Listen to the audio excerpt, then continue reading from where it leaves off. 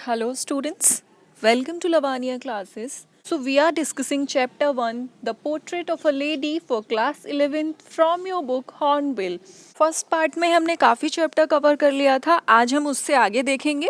हमने देखा था कि कैसे दादी माँ और खुशवंत सिंह एक साथ ही स्कूल जाया करते थे और वहाँ रास्ते में विलेज डॉग्स के लिए रोटियां लेकर जाया करते थे।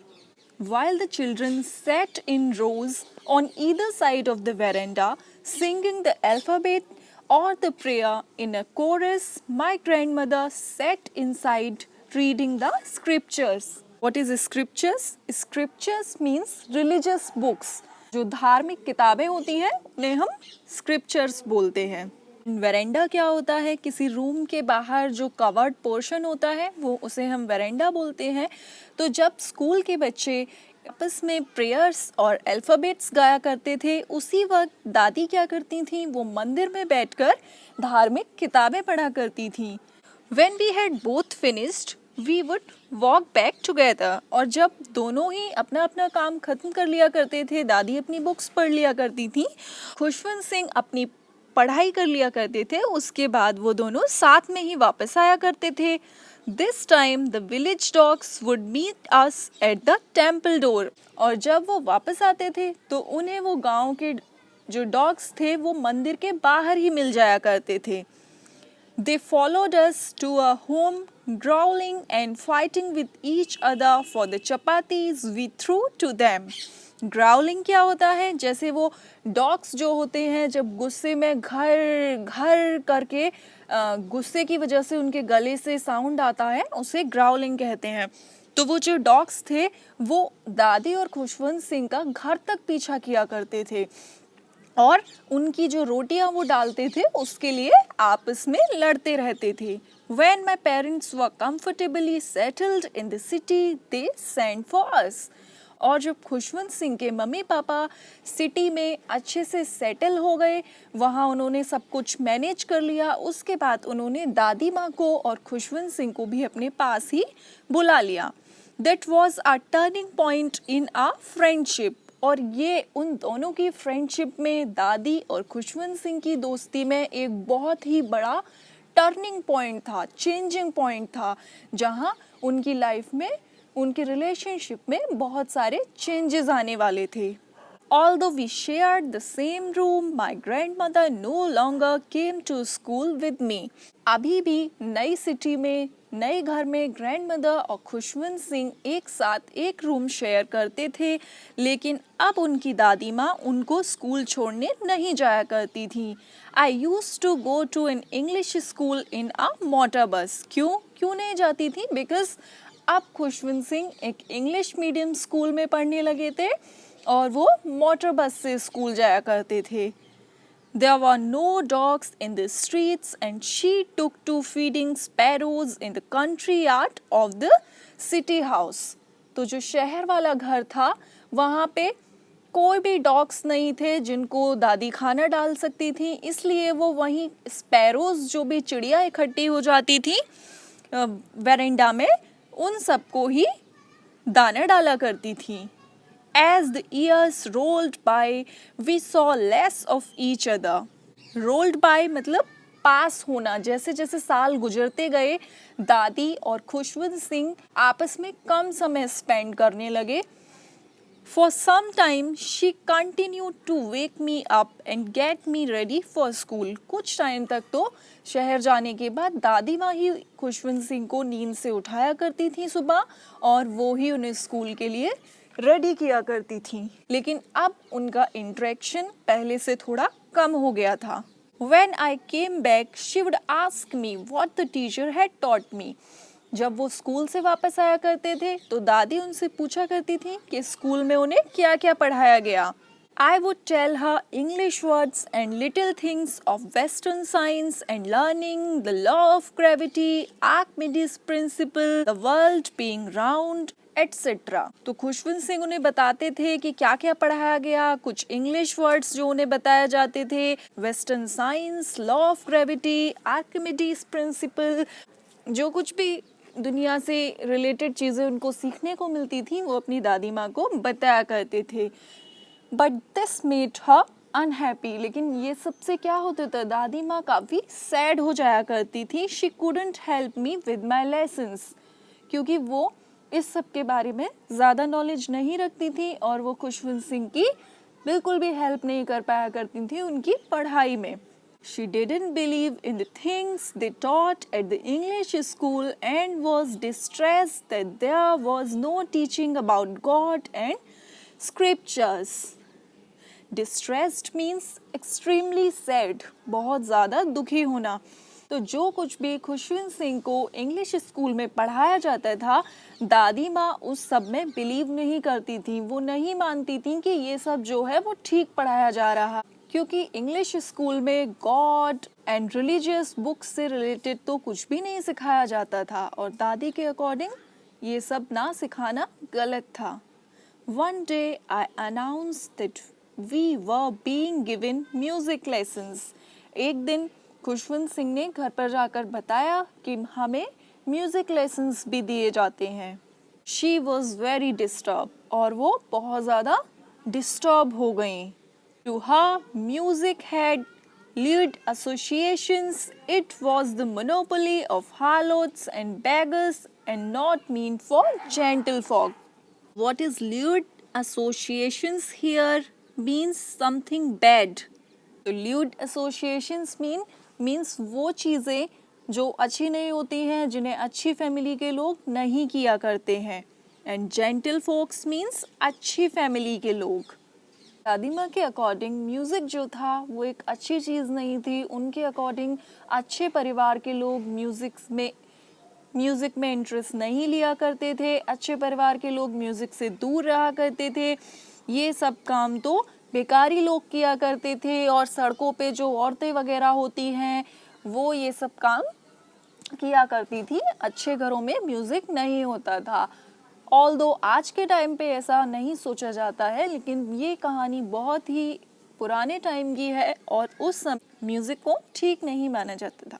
She said nothing, but her silence meant disapproval. Disapproval means किसी चीज़ को अप्रूव ना करना, उसके साथ एग्री ना करना, ना खुश होना।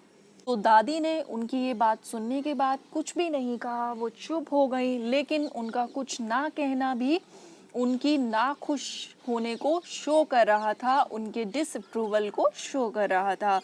She rarely talked to me after that when I went to university. और जब वो यूनिवर्सिटी चले गए, बाहर कॉलेज में पढ़ाई करने चले गए, तब तो उनकी दादी उनसे बहुत ही रेयरली, बहुत ही कम बात किया करती थी। I was given a room of my own. वहाँ पर यूनिवर्सिटी में खुशवंत सिंह को उनका अपना एक रूम दिया गया। The common link of friendship was snapped. Snapped means suddenly break हो जाना, कुछ टूट जाना। तो उनकी और उनकी दादी के बीच में जो ये एक लिंक था, ये कनेक्शन जो था फ्रेंडशिप का, वो सडनली मानो बिल्कुल टूट गया था। My grand mother accepted her seclusion with resignation. So what is seclusion here? Seclusion means अकेलापन। खुशवंत सिंह की ग्रैंड मदर ने इस चीज़ को एक्सेप्ट कर लिया था, बिना किसी शिकायत के अपने अकेलेपन को एक्सेप्ट कर लिया था कि उन्हें अब ऐसे ही रहना होगा। She rarely left her spinning wheel to talk to anyone. Spinning wheel क्या होता है? जो रुई से धागा बनाने के लिए ये एक मशीन जैसा यूज़ होता है, जिसमें पहिया जैसा ये लगा होता है, इसे घुमाकर रुई से धागा बनाया जाता है। तो वो पूरा टाइम उस स्पिनिंग व्हील पर काम करती थी और वो अपने स्पिनिंग व्हील को बहुत कम टाइम के लिए ही छोड़ा करती थी और बहुत ही कम ही किसी से बात किया करती थी वो। From sunrise to sunset she sat by her wheel spinning and reciting prayers. Sunrise से लेकर सनसेट तक, यानी सुबह से लेकर शाम तक, वो अपने स्पिनिंग व्हील पर ही काम करती रहती थी और अपनी प्रेयर्स को ही मुंह में बड़बड़ाती रहती थी। Only in the afternoon she relaxed for a while to feed the sparrows. सिर्फ और सिर्फ दोपहर के वक्त वो थोड़ा सा रिलैक्स लेती थी जब उन्हें लंच करना होता था, और तभी वो स्पैरोज को दाना डाला करती थी।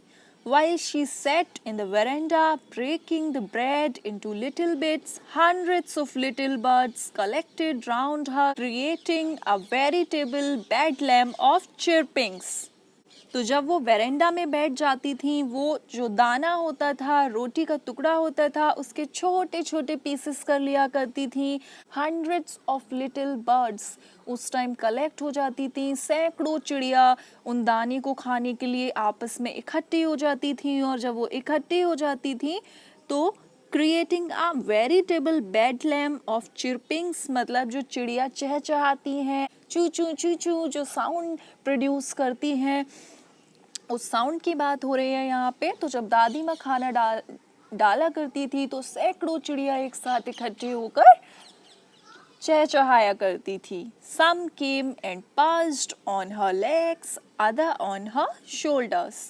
पास्ड मतलब आराम से कहीं बैठ जाना. तो चिड़िया आती थी, उनके लेग्स पर बैठ जाती थी, कुछ उनके शोल्डर्स पर बैठ जाया करती थी. Some even sat on her head, कुछ तो उनके सर पर भी बैठ जाया करती थी. She smiled but never should them away. Should means जो चिड़ियों को भगाने के लिए हम शू शू ऐसे आवाज निकालते हैं, उसी को शूट कहा जा रहा है. तो जब स्पैरोज उनके ऊपर बैठ जाया करती थी, वो कभी भी इरिटेट नहीं होती थी, वो बस स्माइल करती थी और वो कभी उन्हें भगाया नहीं करती थी. It used to be the happiest hour of the day for her. ये जो चिड़ियों के साथ वो टाइम स्पेंड करती थी, ये उनके लिए दिन का सबसे खुशी भरा टाइम हुआ करता था. इस टाइम को वो दिन में सबसे ज़्यादा एंजॉय किया करती थी. When I decided to go abroad for further studies, I was sure my grandmother would be upset.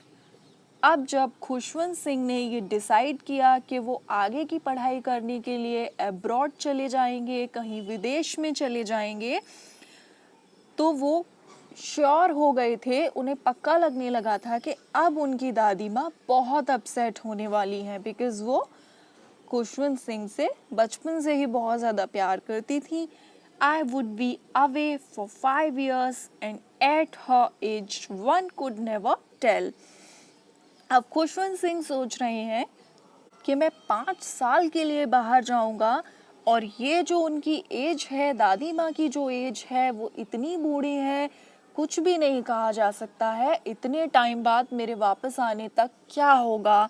Means वो अंदर ही अंदर डर रहे थे कि दादी माँ को कहीं वो खो तो नहीं देंगे, दादी माँ कहीं मर तो नहीं जाएंगी. But my grand mother could. किसी को नहीं पता था वक्त का कि दादी माँ 5 साल बाद जिएंगी या नहीं, लेकिन दादी माँ को अंदर से पता था कि वो कब तक रह पाएंगी. She was not even sentimental. Sentimental means emotional, इसीलिए वो इमोशनल नहीं हुई, क्योंकि उन्हें अंदाजा था कि वो उस टाइम को मैनेज कर लेंगी. She came to leave me at the railway station but didn't talk or show any emotion. वो रेलवे स्टेशन भी छोड़ने आई खुशवंत सिंह को, लेकिन उन्होंने कोई भी इमोशन शो नहीं किया, कोई भी दुख उन्होंने वहाँ पे अपना नहीं दिखाया.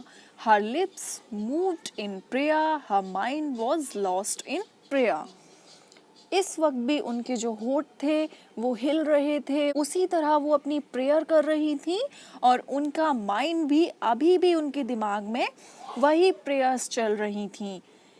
Her fingers were busy telling the beats of her rosary. और उनकी उंगलियां अभी भी बिजी थी उस माला के मोतियों पर मंत्र जाप करने में, यानी कि अभी भी वो पूरी तरह प्रेयर्स में थी, खुशवंत सिंह के लिए सिर्फ दुआएं कर रही थी.